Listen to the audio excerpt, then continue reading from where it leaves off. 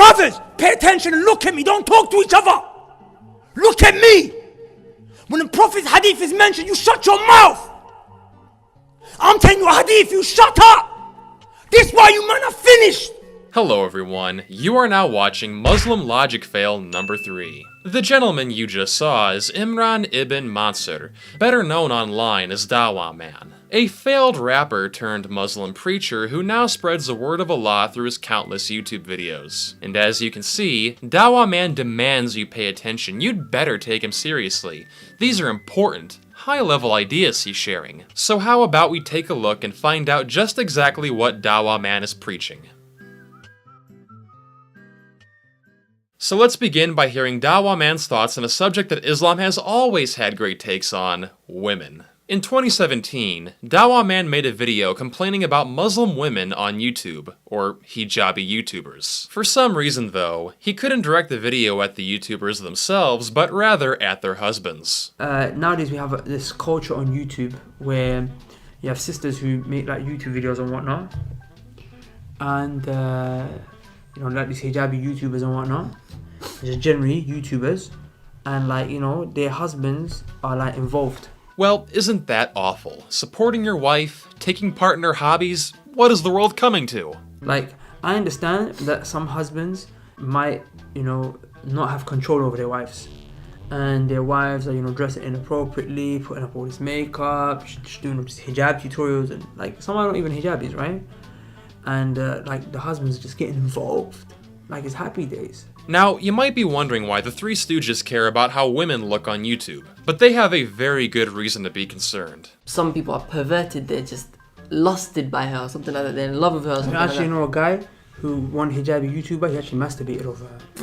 Yeah, it's disgusting. Well, there you have it. If Muslim women put videos up on YouTube, men will privately fap to their content and then tell Dawah Man about it for some reason. that. Imran gets these emails, I can't deal with those kind of emails, that's nasty, man. Imran gets them kind of stuff. How do you deal with that, man?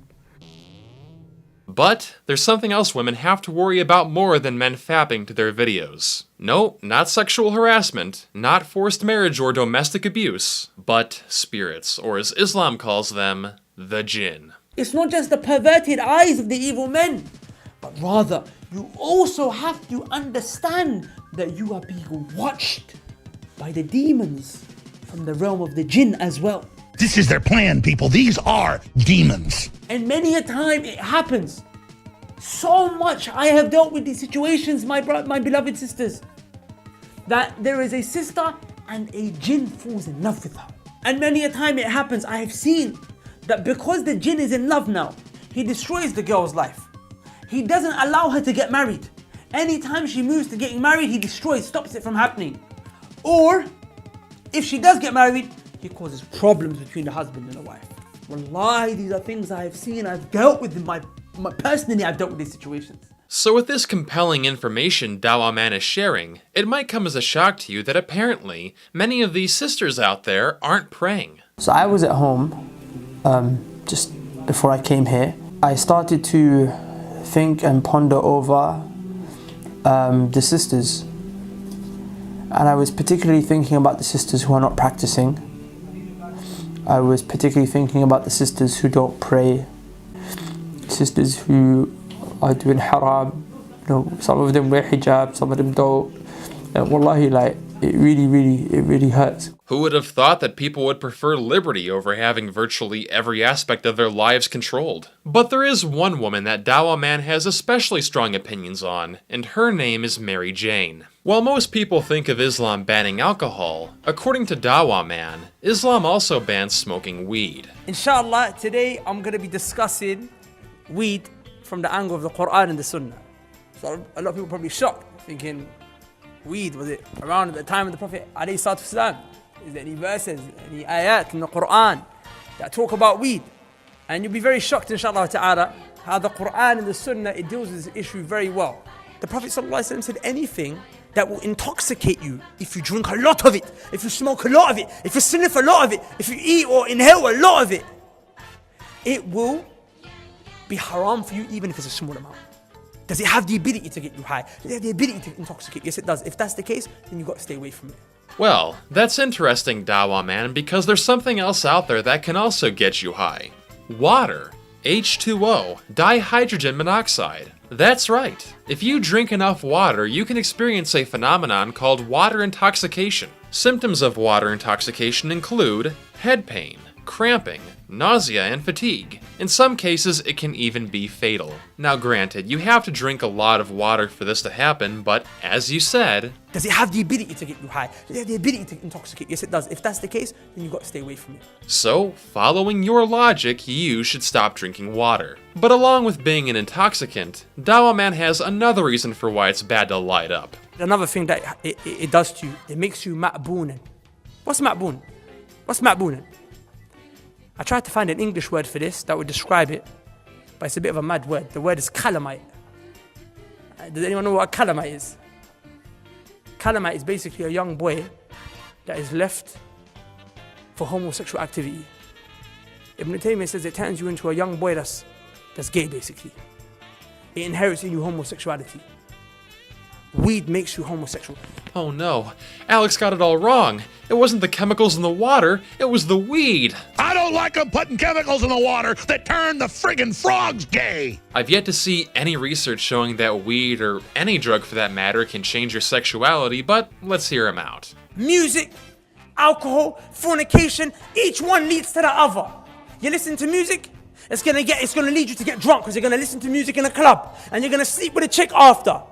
You sleep with a chick, your shame is gonna go so low that eventually you're gonna say, I got bored of sleeping with so many chicks. Let me try something new. So what do? You go and you beat a man.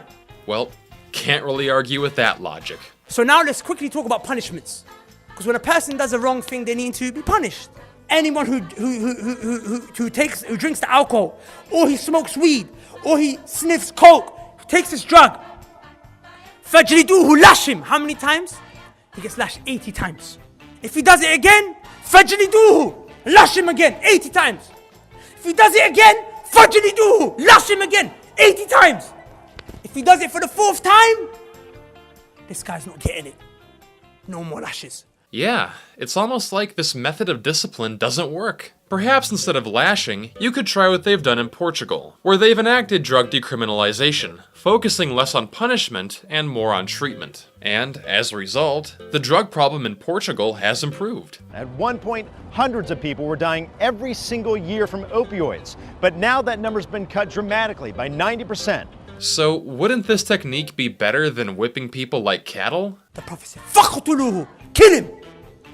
This man gets death penalty now. Oh, well, there's that option too. Now, of course, I'm just saying it one more time. That doesn't apply in this country. Because it's not the law of Muslims not applied here. So please, brothers, don't start finding the drug dealers in the ends and start killing them. Don't do that. Don't do that, okay? Don't do that. Assalamu alaikum. Don't do that. Don't find the drug dealers in the ends and start killing them. Don't play that game, please. You know, if you have to warn your following not to go out and kill people, it might be a sign that what you're preaching is kinda messed up. I also love how his reasoning for not killing people isn't because it's wrong, but because the country he lives in, the UK, doesn't follow Sharia law. But if the UK were to establish Sharia law, would he then be okay with it?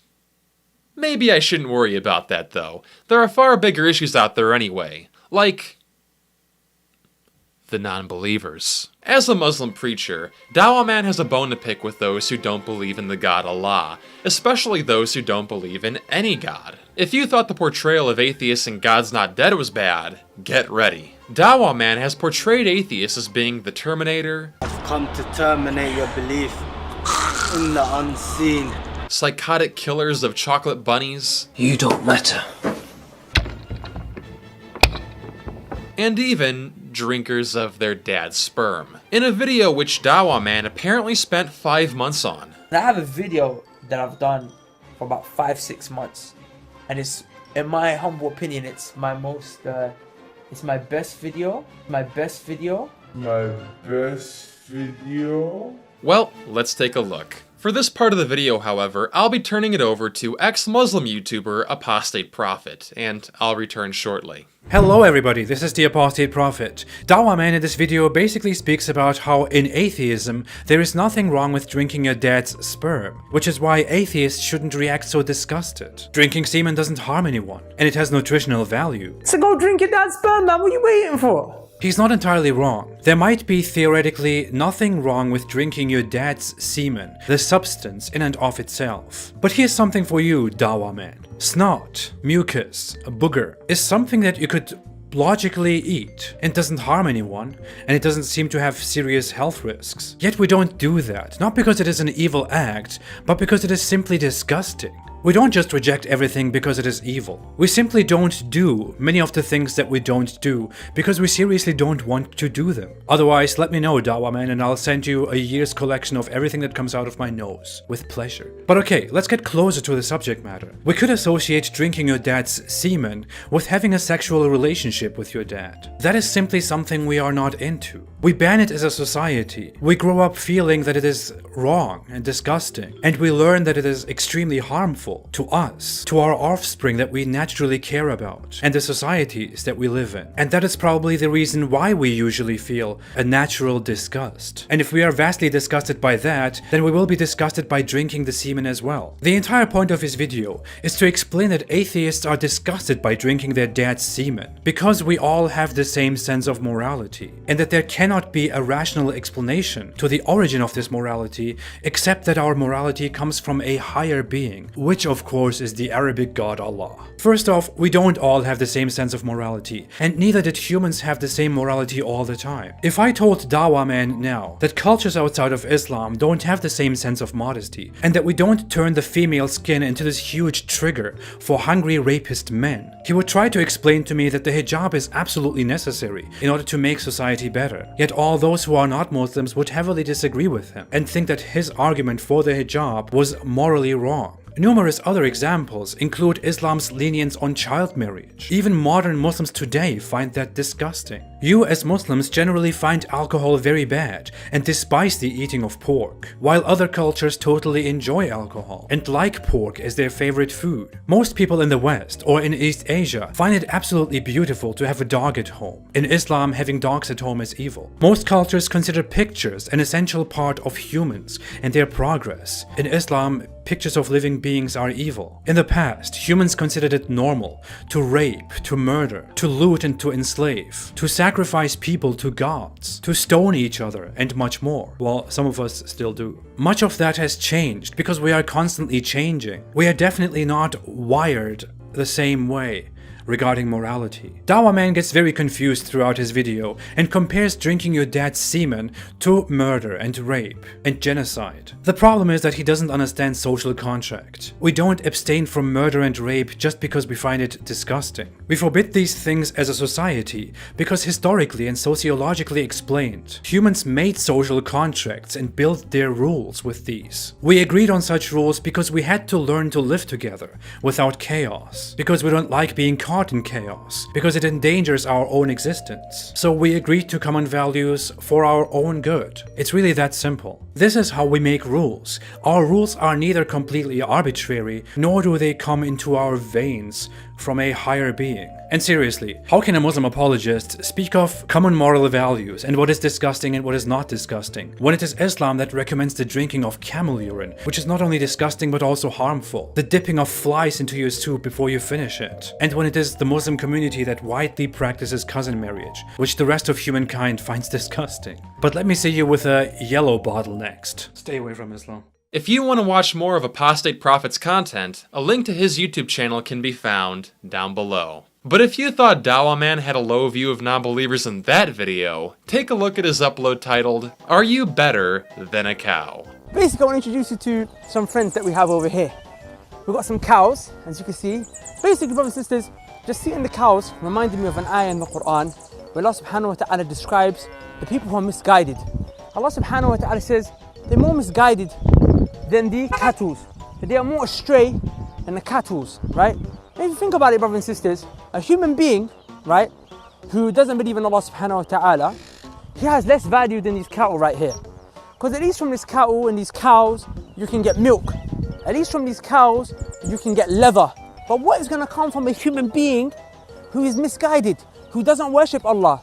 Gee, I don't know, Dawah man. Maybe a car? The Mercedes-Benz company was founded by a man named Carl Benz. Not a Muslim, but a Roman Catholic. You literally wrote in with proof against your argument. That human being will live in this world, and all that human being will leave behind is his feces and his urine and his bones and his skin that will rot into the ground, okay? And also a multi-billion-dollar company that manufactures cars worldwide, but who's counting that? You're also on Facebook, a website founded by Mark Zuckerberg, who's a Jew. And you clearly find plenty of value from using his site to spread your message. You use Apple products like an iPhone, AirPods, and a MacBook. Apple was founded by Steve Jobs, a Buddhist, as well as Steve Wozniak, who said he's an atheist or agnostic. And their current CEO, Tim Cook, well, let's say he's a big fan of weed. Every single day of your life, you are the beneficiary of creations from people who don't believe what you do. So if you truly think that non-Muslims make nothing of value, then by all means, delete your Facebook, get rid of your Apple products, practice what you preach. That human being has not left anything positive behind. Matter of fact, what does that human being do? He creates chaos. He gets drunk, okay? So when he gets drunk, he creates disorder in society. He fornicates. He impregnates girls. Illegitimate children are born. Mothers are having to raise, kids on their own. He creates chaos. Fun fact, the top 10 most peaceful countries in the world are all majority non-Muslim. If not following Islam causes so much chaos, then why are all these countries so peaceful? So I just wanted to share that benefit with you guys, right? Don't be like the cows. Don't be, as Allah said, worse than the cows, more astray, more misguided than the cattle. Worship Allah subhanahu wa ta'ala. Be a slave to Him subhanahu wa ta'ala. As ridiculous and laughable as Dawah man is, his behavior shouldn't be all that surprising. After all, we are the product of our beliefs. Dawah man's comparison of non-believers to cows isn't something he made up himself. It comes directly from the Quran, chapter 7, verse 179. And as for him telling you to be a slave to Allah, well, Islam means submission to the will of God. And verse 51-56 of the Quran says that Allah created mankind to worship Him. So is it really a shock when Muslim preachers say Orwellian things like freedom is slavery? The highest status with Allah, of the highest knowledge, is that I'm just a slave. And the word slave I use deliberately. I didn't say servant. I said slave because it's kind of an offensive term. Right? And literally in the Arabic language, I have to try to translate the Arabic of the Quran as close to the English as possible. I'm not trying to be politically correct. I'm trying to be accurate from a language point of view. Abd actually does mean slave. And yes, slave is an offensive term. But I want you to understand why that's used. Because slavery to anyone other than Allah is humiliation. But slavery to Allah is an honor. It's actually freedom. We are all slaves. The only way you can really, truly free yourself is by changing your slavery. Be a servant, be a slave of God. Becoming a slave is the only way that you will ever become free.